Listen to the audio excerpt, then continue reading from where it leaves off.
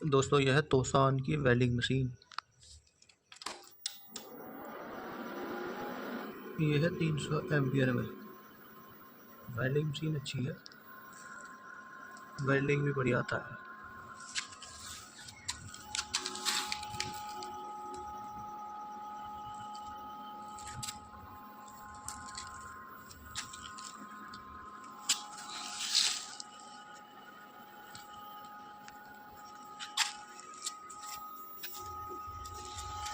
ये इसका फैन है,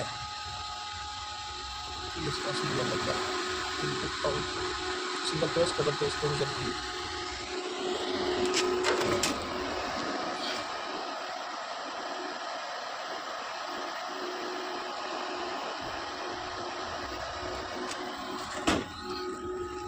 एक साल यूज किया मशीन है, जबरदस्त मशीन।